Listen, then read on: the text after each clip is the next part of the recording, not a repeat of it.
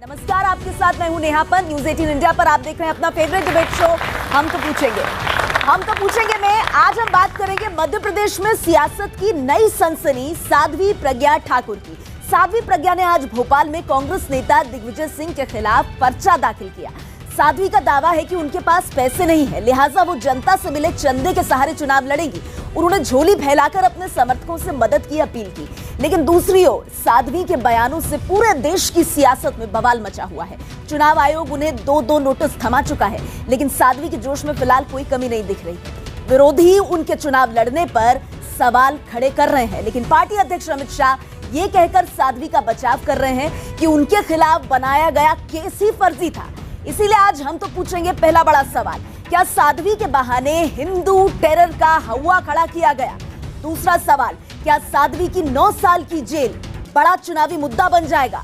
तीसरा सवाल, क्या अगले चरणों में साध्वी से सहानुभूति का फायदा बीजेपी को मिलेगा? इन सवालों पर बड़े पैनल के साथ आज होगी बड़ी चर्चा, लेकिन सबसे पहले नजर पूरे घटनाक्रम पर।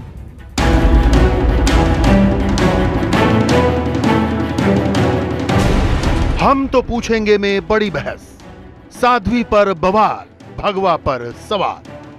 व्हीलचेयर पर चलकर साध्वी प्रज्ञा ठाकुर भोपाल कलेक्ट्रेट पहुंची। दिग्विजय सिंह के खिलाफ बीजेपी की उम्मीदवार साध्वी प्रज्ञा ने मुहूर्त के मुताबिक मंत्रोच्चार के बीच पर्चा दाखिल किया। पर्चा दाखिले के बाद उन्होंने झोली फैलाकर समर्थकों से चुनाव लड़ने के लिए आर्थिक मदद की अपील की।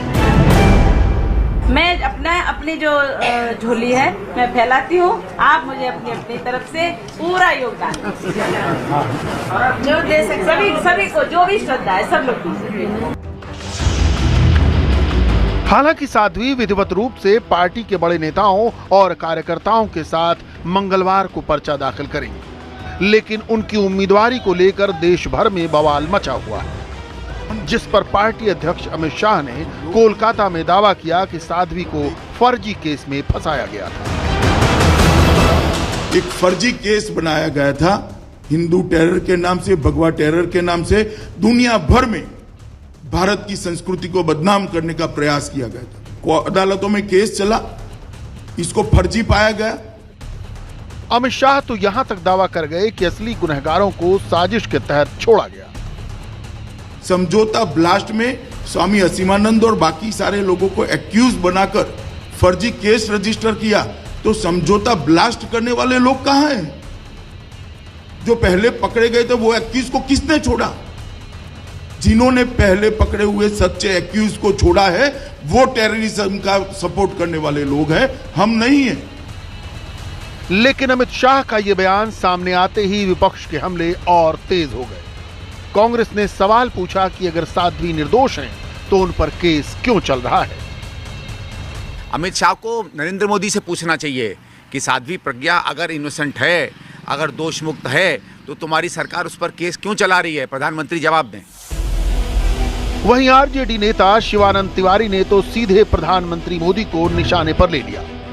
शिवानंद ने सवाल किया कि अगर साध्वी प्रज्ञा को टिकट दिया जाएगा तो मसूद अजहर पर पाकिस्तान से सवाल कैसे किया जाएगा? वाह रे प्रधानमंत्री जी, आप क्या कहिएगा, मुंह दिखाइएगा दुनिया में कि एक आतंकवादी अभियुक्त को आप जो है उम्मीदवार बना रहे हैं। पाकिस्तान पर कैसे आप आरोप लगाइएगा कि अजहर मसूद और हाफिज सईद को प्रश्रय दे रहा है। इस बीच पर्चा दाखिले से पहले ही चुनाव आयोग साध्वी प्रज्ञा को दो नोटिस थमा चुका है। एक नोटिस शहीद हेमंत करकरे पर दिए उनके बयान पर था, जिस बयान को वो सार्वजनिक तौर पर वापस ले चुकी है। दूसरा नोटिस उनके बाबरी मस्जिद पर दिए इस बयान पर है। गई थी, ढांचा तोड़ा था और मैं भव्य मंदिर बनाने जाऊंगी, बिल्कुल पूर्ण आत्मविश्वास के साथ बोल रही हूँ। इस बयान पर साध्वी को अपना जवाब अभी दाखिल करना है, लेकिन बीएसपी सुप्रीमो मायावती ने तो चुनाव आयोग की सक्रियता पर ही सवाल खड़े कर दिए। मायावती ने ट्वीट कर लिखा, भोपाल से बीजेपी प्रत्याशी व मालेगांव ब्लास्ट आरोपी साध्वी प्रज्ञा का दावा है कि वो धर्म युद्ध लड़ रही हैं। यही है बीजेपी आरएसएस का असली चेहरा जो लगातार बेनकाब हो रहा है। लेकिन आयोग केवल नोटिसें ही क्यों जारी कर रहा है और बीजेपी रत्न प्रज्ञा का नामांकन क्यों नहीं रद्द कर रहा है?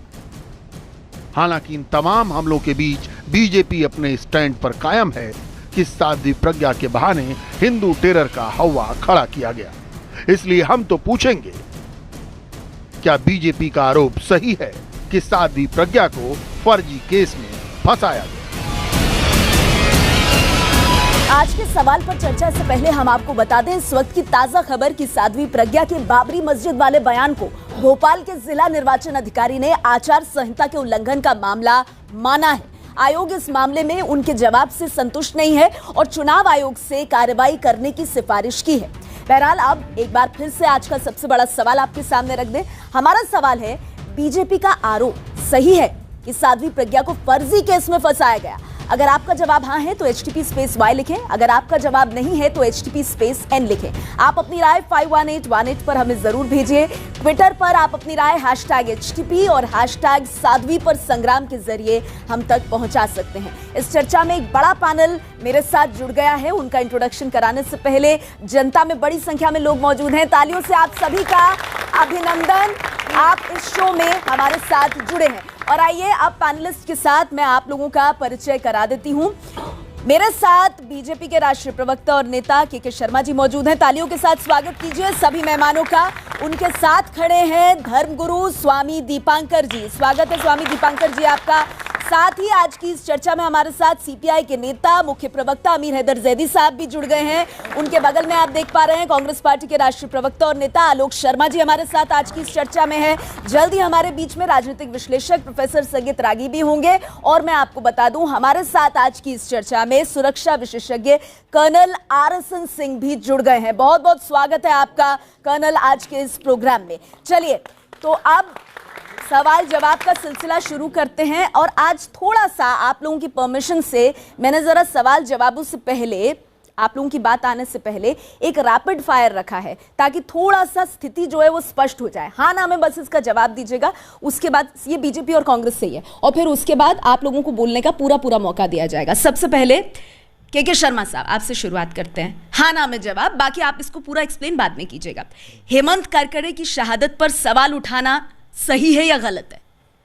नहीं, गलत है और उसको हमने डिनाई किया है। साध्वी प्रज्ञा का चुनाव लड़ना धर्म युद्ध है क्या? सही या गलत? वो अपने दृष्टि से धर्म युद्ध ही लड़ रही हैं। आप सही मान रहे हैं। बाबरी ढांचे को गिराए जाने पर क्या गर्व होना चाहिए? सही या गलत? नहीं, बाबरी ढांचा जो है एक विवादित ढांचा था जिसको जनता ने गिराया। मतलब आप सही मानते हैं, गिराया जाना सही मानते हैं। ठीक है, तो कहीं ना कहीं आप लोगों को पता चल गया होगा, इसीलिए रैपिड फायर मैंने किया कि एक थोड़ा सा किस तरह का सोच है वो सामने आए। अब आपके पास आते हैं आलोक शर्मा जी। साध्वी प्रज्ञा का चुनाव लड़ना कांग्रेस पार्टी के नजरिए में, आपके नजरिए में सही या गलत? इलेक्शन कमीशन तय करता है। नहीं, आप लोगों की भी तो कोई राय होगी ना। इलेक्शन कमीशन जिसको भी योग्य ठहराता है वो लड़ सकता है। ना सही ना गलत, कुछ नहीं, मैं कोई कहता मंतव्य हूं, अगर वो लड़ रही है तो सही है। ठीक। बाटला हाउस एनकाउंटर को फर्जी बताना सही या गलत? गलत। 26/11 को RSS की साजिश बताना सही या गलत? गलत। आतंकियों की मौत पर सोनिया के रोने का दावा सही या गलत? झूठ। ठीक है, अब ये बताइए, आपने कहा बाटला हाउस एनकाउंटर को फर्जी बताना गलत, 26/11 को RSS की साजिश बताना गलत। ये किसने कहा था? ये बातें ही कौन पब्लिक डोमेन में लेकर आया? देखिए मैं समझता हूं, दिग्विजय सिंह, देखिए मैं समझता हूं आपकी पार्टी के नेता भोपाल से चुनाव लड़ रहे हैं। जिन साध्वी प्रज्ञा पे आप लोग सवाल उठा रहे हैं उनके ठीक ऑपोजिट। अब आ रहा हूं ना, मैं उत्तर पे उसी पे दे रहा हूं। हेमंत करकरे की शहादत जो है वो एक देशद्रोही थे, क्या ये सही है? क्या बीजेपी देश से इस बात के लिए माफी मांगेगी? पहला सवाल। दूसरी चीज, साध्वी प्रज्ञा ने बोला। दूसरी चीज, 3 नोटिस चले गए उनको, आज भी वो हिंदू मुस्लिम करने पे लगी हैं। क्या ये इलेक्शन कमीशन देखकर इस पर एक्शन लेगा? नहीं। आज भी जो लोग, आपका मुख्य सवाल था आज का कि क्या फर्जी केस में फंसाया गया, अगर फर्जी केस में था तो मोदी सरकार 5 साल से पकौड़े तल रही थी क्या? उनको फर्जी केस से बाहर क्यों नहीं निकाला गया? आप कहते हैं कि साहब वहां पर नहीं, आज भी उनको परमानेंट बेल तक नहीं मिली, हेल्थ ग्राउंड पे बाहर आई हैं। अगर उनके खिलाफ कोई केस नहीं था और कांग्रेस ने ही सारा रचा था, 2008 में किसकी सरकार थी जो पहली बार अरेस्ट हुई? वो शिवराज सिंह चौहान की। 2010 में दोबारा अरेस्ट हुई, किसकी सरकार थी? शिवराज सिंह चौहान की। और उन्होंने कहा था शिवराज सिंह चौहान तेरा सत्यानाश होगा। ये किसके हैं शिवराज सिंह चौहान? कांग्रेस के हैं क्या? वाह, कौन सा फर्जी केस है? बताइए कहां से फर्जी केस हो गया? मुझे एक चीज बताइए कि उनको अरेस्ट किया महाराष्ट्र में, उस समय महाराष्ट्र में सरकार किसकी थी? एनआईए किसकी थी? 2008 में इंदौर में अरेस्ट किया गया था उनको, देवास पुलिस ने अरेस्ट किया था। महाराष्ट्र के महाराष्ट्र में अरेस्ट नहीं हुई थी वो। और मालेगांव मध्य प्रदेश में नहीं हुआ था, मालेगांव जो है महाराष्ट्र में हुआ था। महाराष्ट्र की एनआईए 2008 में देवास पुलिस ने इंदौर में अरेस्ट किया था। नंबर 1। दूसरा झूठ क्या बोल रहे हैं? कब तक देश को गुमराह करेंगे? दूसरा झूठ क्या बोल रहे हैं? यही दिग्विजय सिंह ने जो बाटला हाउस कांड है जिसपे कह रहे हैं कि गलत है, सलमान खुर्शीद ने बकायदा उत्तर प्रदेश के रैली में ये खुलकर कहा कि जब बाटला हाउस कांड हुआ तो सोनिया गांधी जो है रात भर नहीं सोई, फूट फूट कर रोई।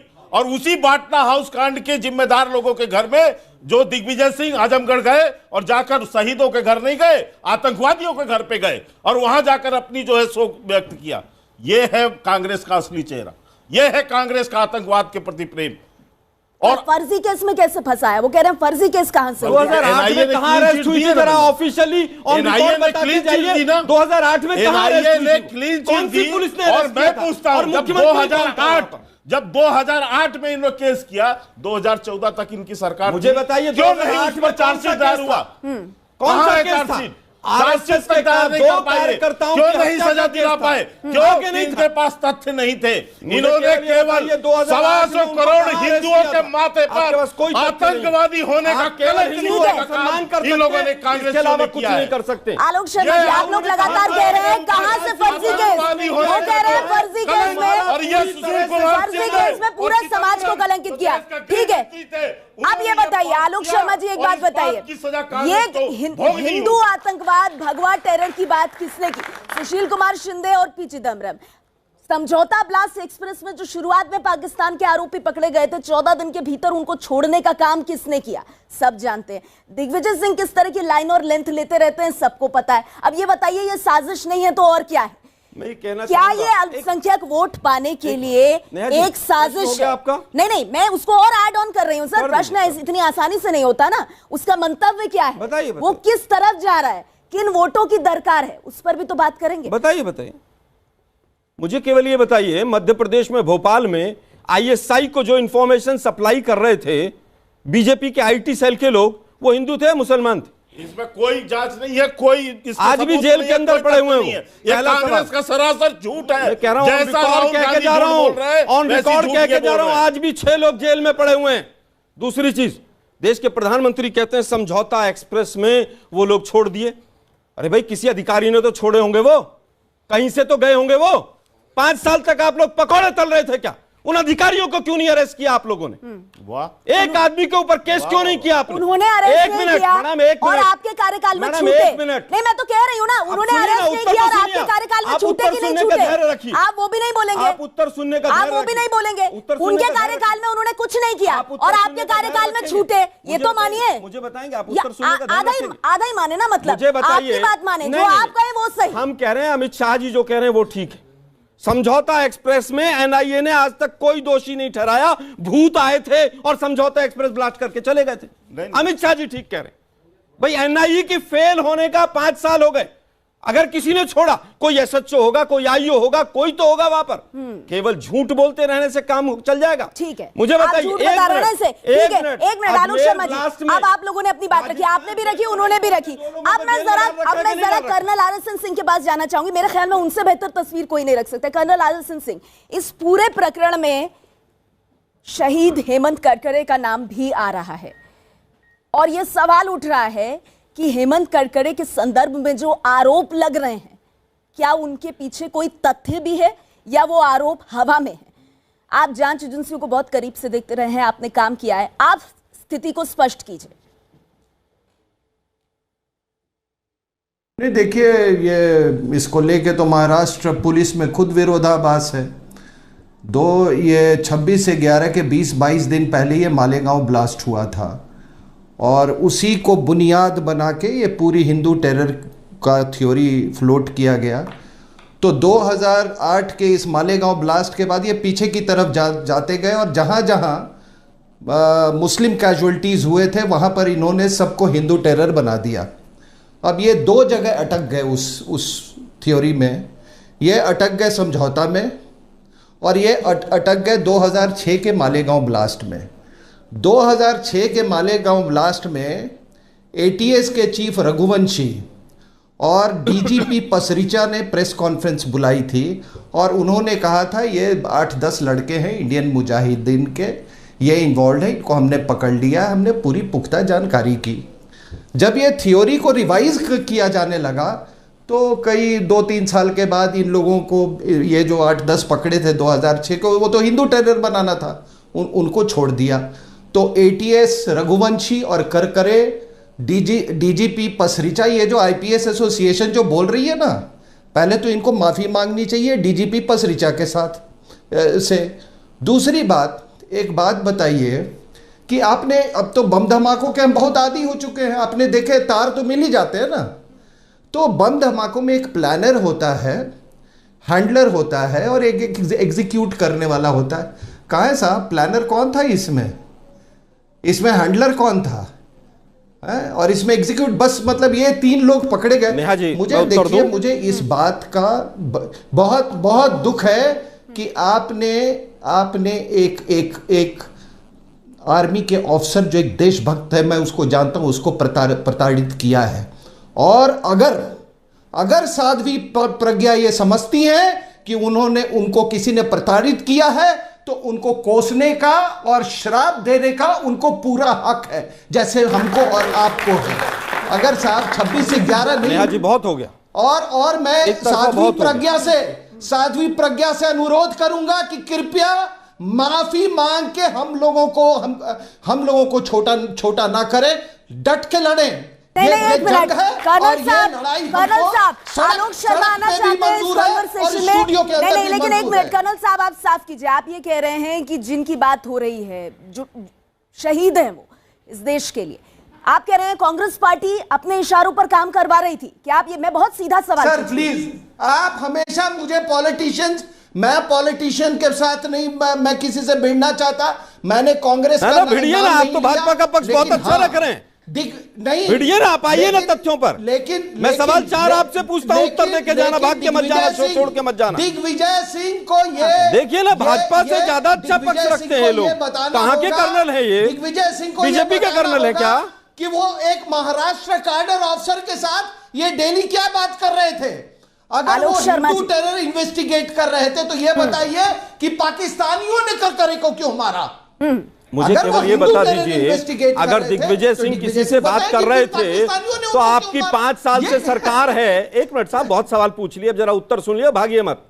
मुझे केवल ये बता दीजिए, 5 साल से आपकी सरकार थी, दिग्विजय सिंह अगर किसी को गलत फोन कर रहे थे तो आप लोगों ने आज तक एक्शन क्यों नहीं लिया? एकनाथ खड़से दाऊद से संपर्क रखते हैं उनको। एक मिनट मैडम, मैं किसी के बीच में नहीं बोला। सर सुनिए जरा, सर सुनिए ना जरा, आपने बहुत बोल लिया, सुनिए जरा शांति से। पिछली सरकार निकम्मी थी। सर सुनिए ना, सारे लोग निकम्मे हैं, केवल एक मोदी सरकार काम कर रही है। मुझे केवल ये बताइए, एकनाथ खड़से, सर सुनिए ना जरा, आप इतना हाइपर क्यों रहे? आप उत्तर सुनिए। एकनाथ खड़से बता रहे हैं, मैडम, फिर आप बीच में शुरू हो गए। मैं ये कह रही हूँ, आपने कहा ना क्या किया सरकार ने, तो उन्होंने बता दिया कुछ नहीं किया, आप ही की बात, लेकिन वो आप पे भी सवाल उठा रहे हैं कि दिग्विजय सिंह क्या बात करते रहते थे। अरे मैम एक मिनट बताइए ना, दिग्विजय सिंह क्या बात कर रहे थे? सैटेलाइट कोई बताएगा? सरकार की जिम्मेवारी थोड़ी ना है। नवाज शरीफ बताएंगे? मोदी साहब 5 साल, अरे भाई 5 साल से मोदी जी की सरकार है, मोदी जी क्यों नहीं बताते कौन क्या गलत कर रहा था? पर आप अपनी पार्टी के नेता के बारे में कुछ क्यों नहीं बोलते? मुझे क्या बोलना है मैं बताऊंगा। आप दोनों लोग शांत खड़ा होता हूँ, आप लोग दोनों बोलिए। पूरा हक है। दिग्विजय सिंह उस समय होम मिनिस्टर तो नहीं थे, तो किस हैसियत से हेमंत करकरे से बात कर रहे थे? पढ़ लीजिए, हमें शांत रहूंगा, आप लोग दोनों बोलिए। यहाँ से लगी है, बोलने नहीं देना चाह रहे, 5 मिनट नॉन इंटरप्टेड बोले ना वो, आप एक बार बीच में नहीं बोले। तो सीधा सवाल है, आप उनको शांत कर दीजिए, मैं उत्तर दूंगा आपके हर सवाल का उत्तर कर्नल साहब, आलोक जी अब जवाब देंगे। आलोक जी इसी बात का, उनको गोली मार दी गई, इन आरोपों का जवाब दीजिए ना आलोक जी, आप इसीलिए तो आए हैं यहाँ पर। मैम आप लोग शांत रहेंगे तभी ना कोई उत्तर देगा। बोलिए ना। मैं कह रहा हूँ एकनाथ खड़से दाऊद से लिंक रखते थे, मंत्रिमंडल खो गया, आज तक FIR हुई है एकनाथ खड़से पे, कोई जवाब देगा इस बात का?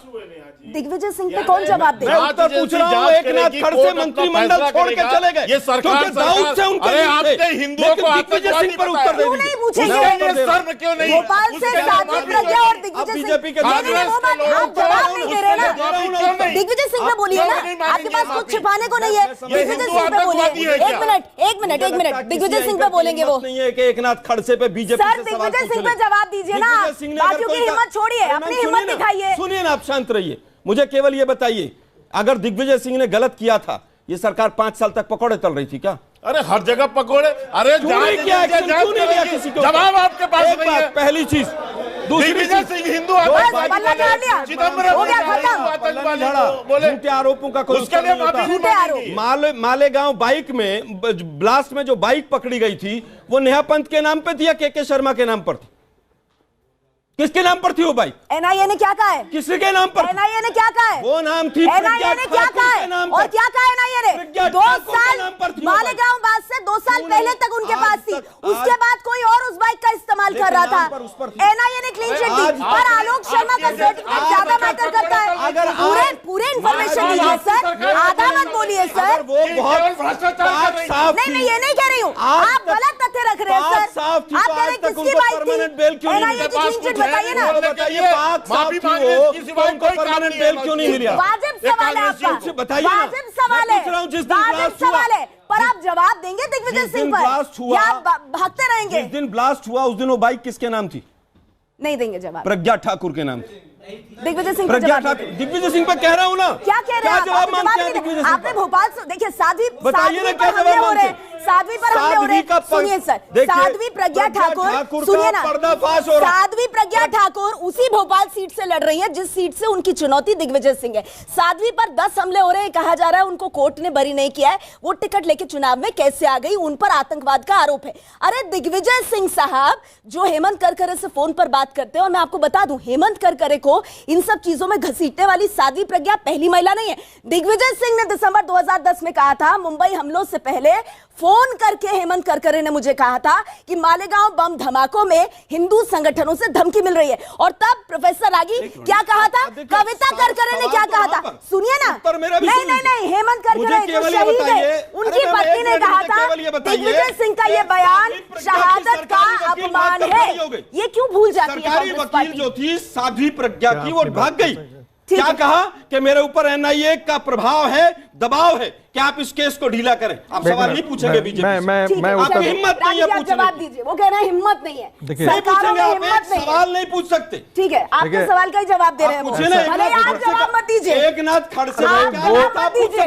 दिग्विजय सिंह पे आपको मोदी खड़से सब याद आएंगे, दिग्विजय सिंह नहीं याद आएंगे। बोलने दीजिए। सर भोपाल से साध्वी प्रज्ञा वर्सेस दिग्विजय सिंह हो रहा है, हम इन्हीं दो पर फोकस रखेंगे।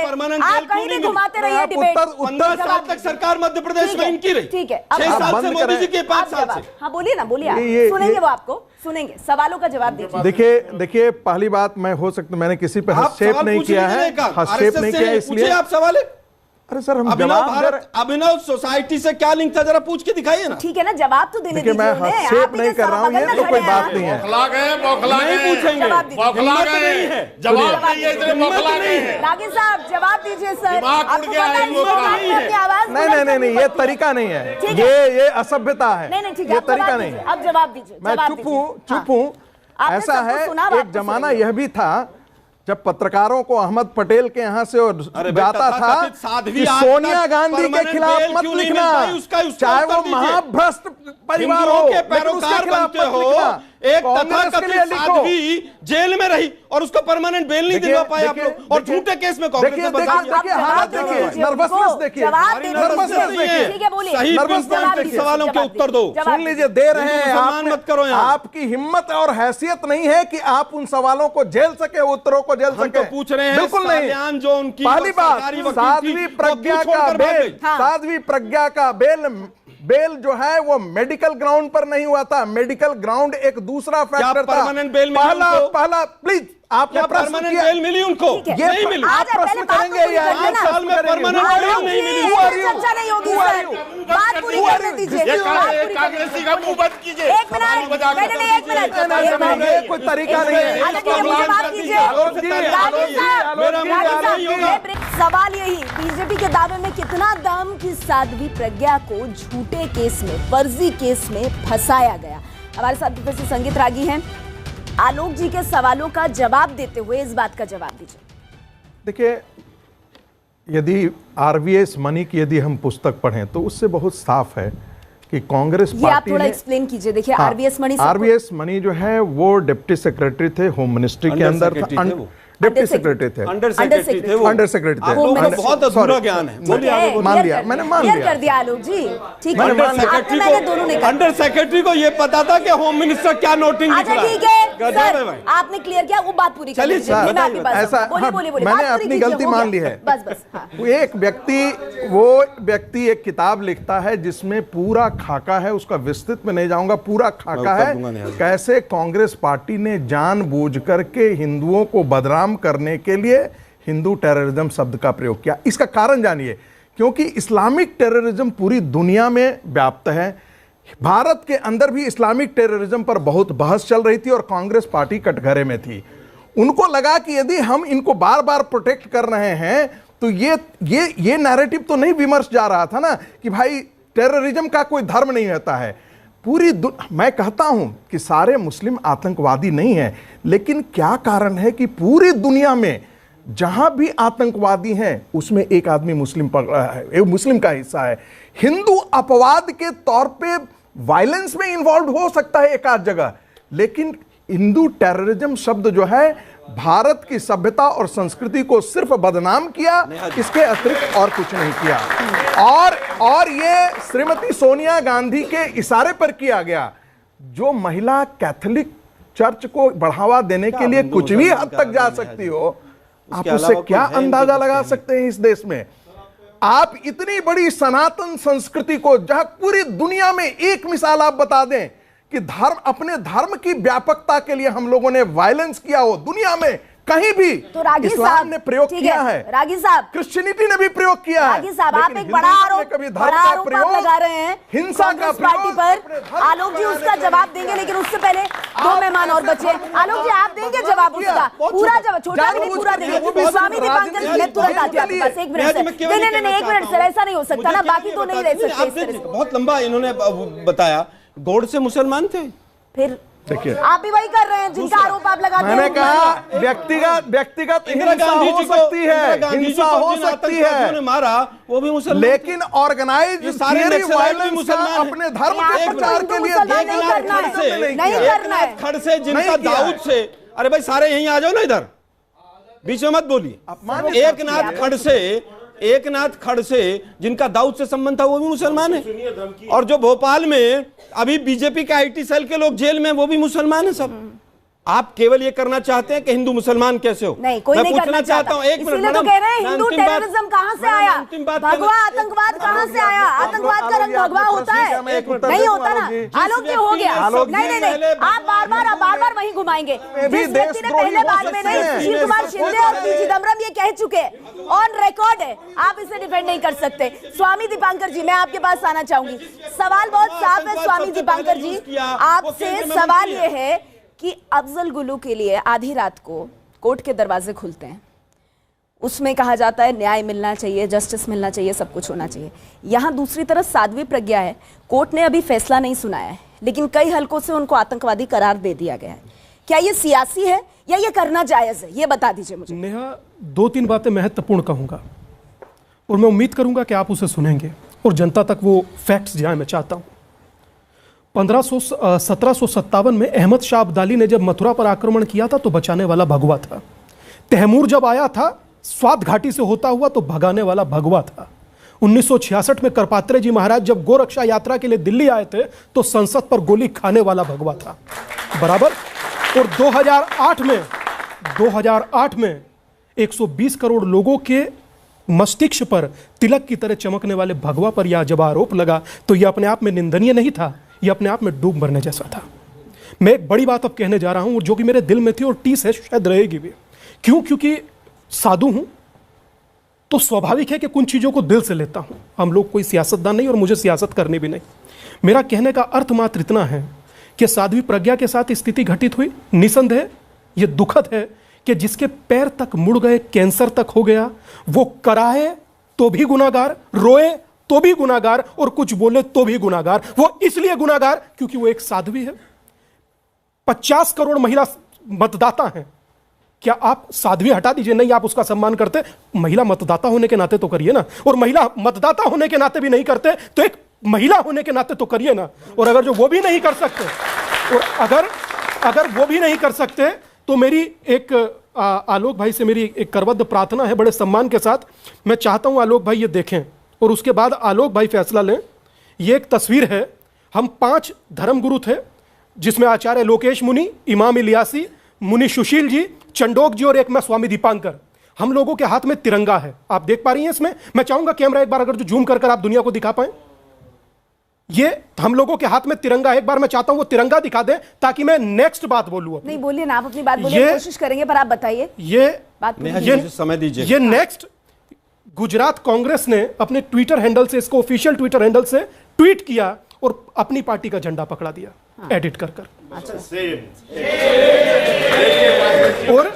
और सुनिए, मैं पिछले 10 दिनों से ट्वीट कर रहा हूं सिर्फ यह कहने के लिए कि कम से कम यह मत कीजिए राहुल गांधी जी, हम लोग पार्टी निरपेक्ष व्यक्ति हैं, हम लोगों का किसी पार्टी से कोई ताल्लुक नहीं। हाँ, रुझान और प्यार अपनी जगह है, मगर इस पर अभी तक कोई आंसर नहीं आया। तो ये एक हम 5 साधुओं की है, वो साध्वी प्रज्ञा की है, और आगे ठीक है कितने साधु इसका शिकार होंगे वो हमें सोचने जैसा। फिर मैं ज़ैदी साहब के पास जाऊंगी। 10 सेकंड। सवाल था प्रज्ञा ठाकुर पर, NHRC मानसिकता की बात कर रहे हैं, आप भी समझते हैं भली भांति। मेरे एक मिनट, अगर वहां पर कोई अन्याय हुआ था, नेशनल ह्यूमन राइट्स कमीशन की रिपोर्ट कहती है उनके ऊपर कोई अन्याय नहीं हुआ, क्या वो झूठ बोल रहे हैं? और अगर वो झूठ बोल रहे हैं तो मोदी जी ने आज तक उन पर एक्शन क्या उसके आंसू गलत हैं आलोक भाई? मुझे ये बता दीजिए। एक मिनट, मैं उसके आंसू गलत हैं आलोक भाई? कोई रिपोर्ट आई और उसमें गलत रिपोर्ट थी तो मोदी जी ने अभी तक एक्शन क्यों नहीं लिया? पहला सवाल। दूसरा सवाल, जो उनकी सरकारी वकील थी उन्होंने ये कहकर रिजाइन कर दिया उस केस से कि मेरे ऊपर सरकार का दबाव है कि इस केस को ढीला छोड़ा जाए। आज तक अगर वो चीज गलत थी, किसी का दबाव नहीं था, तो उस वकील के खिलाफ कार्रवाई क्यों नहीं हुई? दूसरा सवाल। तीसरा सवाल मेरा बार बार पूछ रहा हूं, मोदी जी आप तो बड़े हिंदू भक्त बनते हैं और तमाम भक्त भी पीछे पीछे तालियां बजा रहे हैं, आप एक जिसको तथाकथित मैं कह रहा हूं साध्वी कह रहे हैं, आप मुझे केवल ये बताइए 5 साल आपकी सरकार रही, अरेस्ट आपके मुख्यमंत्री ने 2 बार किया, कुंभ पर जाने पर रोक शिवराज सिंह चौहान ने लगाई, और देशद्रोही और हिंदू विरोधी बाकी लोग हैं। आपने बार बार कहा कि एक मिनट एक हो गया सर, सवाल पूछने का काम मेरा है। आप यहाँ दिग्विजय सिंह के एक सवाल का जवाब नहीं दे रहे हैं और आप एक्सपोज हो रहे हैं। अब तो मैं पूछूंगी भी नहीं आपसे, जमानत भी नहीं मिली। आप दिग्विजय सिंह और उनकी असलियत जो है वो कर्नल साहब बाहर करेंगे। नहीं सर, जो जवाब नहीं देते उनके सवाल मायने नहीं रखते। नहीं, वो आप सर्टिफिकेट नहीं देंगे ना, दिक्कत ये है आप सबको इंक्लूडिंग दी एंकर सर्टिफिकेट नहीं देंगे। ज़ैदी साहब मैं आपके पास आना चाहूंगी और मैं फिर तुरंत आपसे जवाब लूंगी। 1 मिनट तुरंत। वो झूठ, बड़ी झूठ इन्होंने आलोक जी ने बोला, 2 बड़ा झूठ है, वो झूठ में पहले सही कर वो सरकार। पहली बात तो ये है कि इनके जो वकील थी 2015 में जिन्होंने छोड़ा, उन्होंने 2 बातें कही। उन्होंने कहा कि NIA अपना बार बार चेंज कर रहा है, पहले कुछ एक्यूज को पकड़ा जो मुस्लिम वो थे उनको छोड़ा, फिर इसके बाद नए चार्जशीट के खिलाफ केस क्यों नहीं किया आप लोगों ने? चार्जशीट हम नहीं बना पाए, केवल वोट मांगने के लिए हिंदू मुसलमान पहला तो ये किया इन्होंने। इसके बाद 5 साल तक एक व्यक्ति निर्दोष था तो उसको जमानत क्यों नहीं मिली आज तक? इसका उत्तर नहीं देंगे आप लोग। उस समय सुरक्षा का प्रश्न बताया नहीं, मुझे केवल ये बताइए, एक व्यक्ति आपने दोनों पे जवाब दे दिया, अब वो जवाब जनता के गले उतरता है नहीं, वो जनता डिसाइड करेगी। ज़ैदी साहब मैं आपके पास आऊंगी और मैं लिटरली चलकर आ रही हूँ वरना मौका मिलेगा नहीं। ज़ैदी साहब सुनिए, ये बताइए, आपको भी लगता है कि भगवा का आतंकवाद से कनेक्शन है? भगवा को आतंकवाद से जोड़ना सही है? ज़ैदी साहब देखिए, एक तो 40 मिनट से मैं खड़ा हूं और मैं सुन रहा हूं और मुझे कम से कम 4 मिनट आप बोलिए, वरना तो माइक उतार के इधर से निकल जाओ। नहीं धमकी मत दीजिए ना। नहीं, बिल्कुल साफ कह रहा हूं। देश में धमकी नहीं देते ना। नहीं, धमकी नहीं दे रहा हूं। नहीं ऐसा नहीं, धमकी नहीं, सब जवाब दीजिए। जवाब दे रहा हूं। आतंकवाद का कोई धर्म नहीं होता, लेकिन हर आतंकवाद की जड़ में धर्म जरूर होता है। ये एक कड़वी सच्चाई है जिसे मानते। नंबर 1, मोटरसाइकिल आपने कहा साध्वी प्रज्ञा धमाकों से 2 साल पहले तक मोटरसाइकिल चलाती थी, तो अदालत को यह बता दिया जाता कि उस जब धमाके हुए उस मोटरसाइकिल को कौन चलाता था। अभी तक ये नहीं पता चला। अदालत ने कहा सीसीटीवी, मैं 40 मिनट सुना, मैंने सुना आलोक जी 40 अदालत ने कहा, अदालत की वजह से माइक छोड़ के जाएंगे। अदालत ने कहा सीसीटीवी फुटेज ला के दीजिए, नहीं लाएंगे, नहीं दिया। अदालत ने कहा कॉल डिटेल दे दीजिए, नहीं दिया। जो सबूत पहले दिए गए अदालत में उन्हें क्यों वापस लिया गया? अदालत कह रही जो सबूत वापस लिए गए वो इतने पर्याप्त थे कि उन पे अपराधी घोषित किया जा सकता था, लेकिन अदालत कह रही हमें अफसोस है वो सबूत क्यों वापस लिए गए। अदालत के कमेंट बता रहा हूं, सुन लीजिए। धर्म युद्ध, एक मिनट, समझौता की बात कर रहे हैं आप, एक मिनट, धर्म युद्ध ब्लास्ट अब सुन लीजिए, आप पूछिए उस जजमेंट को पढ़िए पूरा। मैं उसी कोर्ट की कह रहा हूं जहां से जमानत मिली है। मैं चुप कर रहा था, आप चुप, आप बोलते रहिए, आप बोल ठीक है, वो अपनी बात रख ले, फिर आप करेक्ट कर लीजिएगा अगर आपको लगता है वो गलत बात बोल रहे हैं तो। धर्म युद्ध उर्दू में कहते हैं जिहाद को, हिंदी में धर्म युद्ध, उर्दू में जिहाद ना, गलत बोल रहे हैं। सुन लीजिए, आप कह दीजिए, नहीं, कोई और ट्रांसलेशन ले आइए। शास्त्रोक्त नहीं है, ये सीधा आरोप है, शास्त्रोक्त नहीं है। हाफिज सईद के मुकाबले का कोई आतंकवाद मुंह तोड़ का जवाब पाकिस्तान को देना था। सत्य पे असत्य का हाफिज सईद के मुकाबले का कोई आतंकवादी सत्य का असत्य पे विजय, ये धर्म युद्ध होता है। जिहाद का मतलब जिहादी मुस्लिम जिहादी नहीं है। मैं इतना जानता हूँ ये मुस्लिम जिहादी की भाषा, ये मुस्लिम जिहाद और आतंक राष्ट्रद्रोही का मतलब इनको या तो अर्थ नहीं समझ में आता या ये केवल जनता को भड़काने की बात। सुन लीजिए, कल सुनिए पहले, कल श्रीलंका के अंदर बम धमाके हुए, मजम्मत करती है, वहां जो मरे मृत्यु हुए उनके दुख में हम बराबर के शरीक है, लेकिन फौरन एक उर्दू नाम आ गया। जैसे हिंदी नाम आया सबके मुंह में बर्फ जम गई, ना, सबके मुंह में बर्फ जम गई। किसने किया? न्यूजीलैंड के अंदर हत्या होती है, मस्जिद के अंदर ब्लास्ट होता है, वहां हत्या होता है, हम उसकी भी मजम्मत करते हैं। लेकिन हिंदुस्तान की एक पुलिस संस्था कहती है कि ऑस्ट्रेलिया के आतंक भाई को सलाम। ठीक है, बर्फ जम जाती है ना, एक मिनट, बर्फ जम जाती है ना, जो जांच एजेंसियों के बीच, एक मिनट जैदी साहब वो बताएंगे किसके मुंह पे बर्फ जमती है। कर्नल साहब please come into the discussion, बताइए किसके मुंह में बर्फ जमती है। नहीं, कर्नल साहब बताएंगे क्योंकि वो इन सब के बीच में रहे हैं, उनसे बेहतर अथॉरिटी कोई नहीं है। कर्नल साहब I want you to come into the discussion, आप बताइए किसने बॉचअप किया? यहाँ ये कहा जा रहा है कि अगर हिंदू शामिल होता है तो मुंह में बर्फ जम जाती है। कौन कर रहा है धर्म के नाम पर आतंकवाद, बताइए कर्नल साहब। मैं नहीं जानता कि कोई हिंदू कैलिफेट बनाना चाहता हो या जिहाद बनाना चाहता हो या उम्मा में विश्वास करता हो या शरीयत में विश्वास करता हो, ऐसी तो हमारी धारणा नहीं है। और मैं गुजारिश करूंगा हिंदुओं से और बाकी जो भी हिंदुस्तानी है कि ये काउंटर प्रॉक्सी वॉर, अगर कोई यहाँ कैलिफेट बनाना चाहता है तो अपने बचाव के लिए हर कदम आपका जायज़ है। ना हम कन्वर्जन में बिलीव करते हैं, ना हम कैलिफेट में बिलीव करते हैं, ना उम्मा में बिलीव करते हैं, ना जिहाद।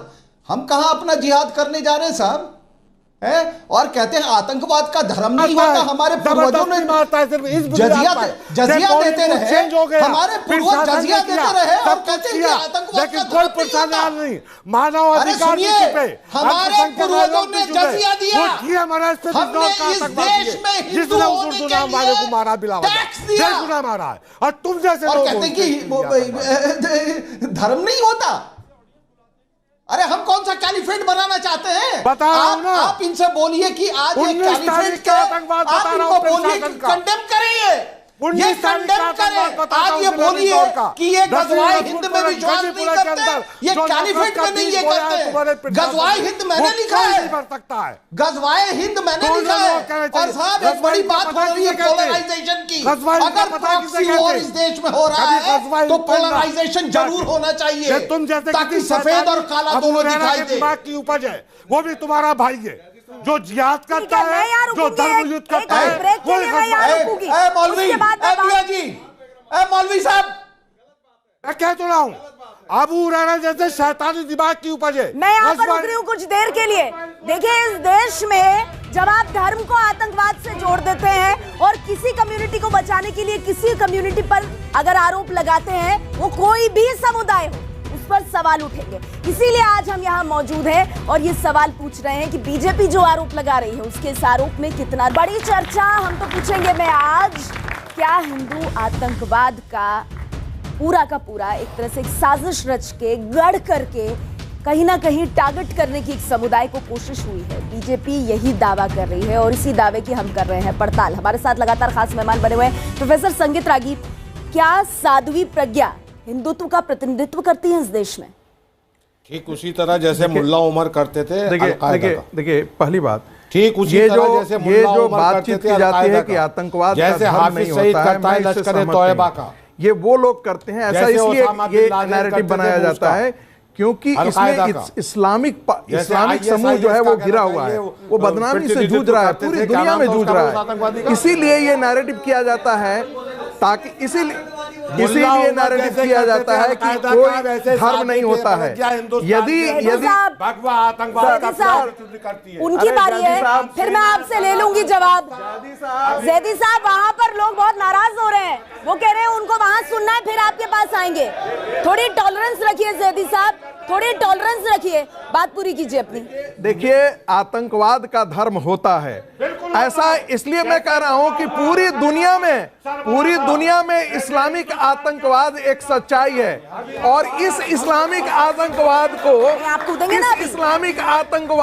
चूंकि आप बच नहीं पा रहे हैं, इसलिए आपने हिंदू आतंकवाद। और दूसरी बात, ये आपका मत हो सकता है, ये आपका मत हो सकता है। मेरा पढ़ाई देश के प्रधानमंत्री तो ये नहीं मानते हैं, इसलिए मैं कह रहा हूं। मैंने इसीलिए कहा ये आपका मत है, देश के प्रधानमंत्री ये नहीं मानते हैं। जिहाद क्या है? अपने धर्म को दूसरे धर्म पर थोपना और उसके लिए हिंसा का रास्ता भी अख्तियार हो। ये दारुल इस्लाम और दारुल हरब का कॉन्सेप्ट है। मैंने सवाल पूछा प्रोफेसर रागी, मेरा सवाल क्या था? रागी साहब, मेरा सवाल क्या था कि क्या साध्वी प्रज्ञा हिंदुत्व का प्रतिनिधित्व करती है, ये सवाल था। आप चले गए जिहाद पर। चूंकि उन्होंने ऐसा प्रश्न किया था, मैंने किया प्रश्न, उन्होंने कहा किया। इन्होंने कहा मेरे सवाल का जवाब दीजिए ना। इन्होंने कहा था, इसलिए मैंने कहा था कि जानबूझकर ये एक विमर्श चलाया जाता है कि आतंकवाद का धर्म होता है। यदि कोई धर्म ये कहे कि मेरे अतिरिक्त और दुनिया में कोई विकल्प ही नहीं है, तो ये अपने आप में आतंकवाद है और इस्लाम उसका पर्याय है। आज क्या कारण है कि दुनिया में इस्लाम और आतंकवाद का पर्याय हो चुके हैं। आतंकवाद का धर्म होता है क्या? प्रोफेसर आगे कह रहे हैं आतंकवाद का धर्म होता है। मैं दूसरी चीज कहूँ, देखिए नेहा जी, इस पूरे घटना से एक चीज समझने लायक, धर्म किसने दिया? धर्म की बात, ये जो हिंदू आतंकवाद है, इसके पीछे साजिश क्या थी? इसके पीछे साजिश थी देश के सेना, इसमें पुरोहित ये देश की सेना से आते थे, संत साधु समाज जो साध्वी प्रज्ञा और असीमानंद और आरएसएस जिसके जो है सुधाकर द्विवेदी और अन्य लोग थे। कांग्रेस का षड्यंत्र यह था कि देश की सेना, देश के साधु समाज और आरएसएस के लोगों को हिंदू आतंक के नाम पर पेंट कर दो, और ये चीज इनके गृह मंत्री ने बोली। एक मिनट, साधु संतों को हिंदू आतंकवाद के नाम पर बदनाम करो, ये कांग्रेस का षड्यंत्र था। काउंटर कीजिए इसे, उसमें आरएसएस को भी लेकर आया, साधु संतों को भी लाया। देखिए, मैं समझता हूं अगर ऐसा कोई भी घटना घटी थी तो मोदी जी की 5 साल से सरकार थी। आज भी एक तथाकथित सबका मोदी जी करेंगे, सबका मोदी जी करेंगे तो मोदी जी फिर प्रधानमंत्री बन जाते हैं। आप लोग सब मोदी जी में डाल दीजिए। 5 वर्षों तक मोदी जी प्रधानमंत्री रहे देश के, 15 वर्षों तक मध्य प्रदेश में सरकार रही, 3 बार अरेस्ट किया गया तो शिवराज सिंह चौहान ने किया। आज किस तरह से, किस मुंह से कह रहे हैं? हम तो कह रहे हैं कि अगर वो निर्दोष थी तो मोदी जी को देश से माफी मांगनी चाहिए। बताइए, क्या साधु संतों को बदनाम करने के लिए हिंदू टेररिज्म कॉइन किया गया? मैं ये कह रहा हूं, संक्षेप में मैं ये कह रहा हूं कि ये फेयर नहीं है। जैसे 2008 में और अब तक भगवा शांत है, वैसे ही डिबेट में मैं शांत हूं। मगर मैं इतना जरूर कहना, आपको सुन रही है ना जनता, जो शांत है उसको ज्यादा सुनती है मैं उतना ही कहूंगा कि क्या मिलेगा आपको चिल्लाकर और सत्य को गला दबाकर? क्या मिलेगा? नहीं सर, ये गंदी आदतें बंद कीजिए सर। निसंदेह आप अपने प्लान में कामयाब हो गए, आप अपने प्लान में कामयाब हो गए। ये बेसिक चाहते यही थे, ये चाहते यही थे। ये बोलेंगे जब तक मैं बोलूंगा, ये जब तक बोलेंगे जब तक मैं बोलूंगा, क्योंकि जब मैं खड़ा था ये बात कर रहे थे कि बोले तो चिल्लाना वहां से शुरू करेंगे, तो ये उसमें कामयाब हो गए। पर मैं फिर भी एक बात कहूंगा कि इस तरीके से बोले ताकि दुनिया समझे कि दुनिया के पक्ष में कौन है और विपक्ष में कौन है, ये देखना बहुत जरूरी है।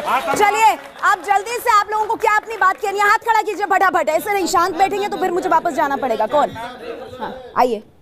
मेरा सवाल कांग्रेस से है। हिंदुओं को आतंकवादी बोल बोलकर आपको लगता है आप प्रधानमंत्री राहुल गांधी जी को बना लोगे?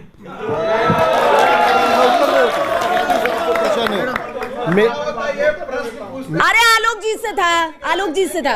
हाँ, जल्दी। मुझे लगता मेरा जैदी साहब से प्रश्न है। रुकिए। हाँ, मुझे लगता है कि नकली हिंदुत्व और कपटी राष्ट्रवाद का धतूरा जो बीजेपी ने चढ़ाया वही चढ़ा हुआ है इन पे। अच्छा चलिए, हर एक वोट जरूरी होता है। जल्दी।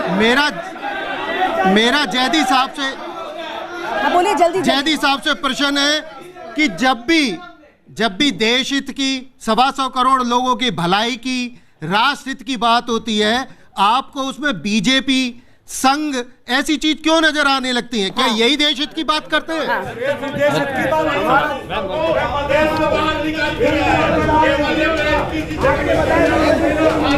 भारत और सनातन संस्था आतंकवादी संगठन है, आरएसएस बताए कि इन तीनों संगठनों से इनका क्या रिश्ता है? इन्वेस्टिगेशन एजेंसीज डिसाइड करेंगी। ये बताइए मुझे, एक मिनट जल्दी से, एक आप लोगों की राय लेना चाहती हूँ। हाथ नीचे कीजिए पहले। आप ये बताइए, आप में से कितने मानते हैं कि साध्वी प्रज्ञा को चुनाव लड़ना चाहिए, लड़ने देना चाहिए? आप में से कितने मानते हैं कि साध्वी प्रज्ञा को हिंदू आतंकवाद की साजिश के तहत फंसाया गया? चलिए देखिए, मैंने पोल के साथ ही एंड किया है। ये राजनीतिक दलों को समझने की जरूरत है कि तुष्टीकरण की राजनीति में धर्म को आतंकवाद के साथ ना जोड़ें। इस मंच से मैं कह दूं, आतंक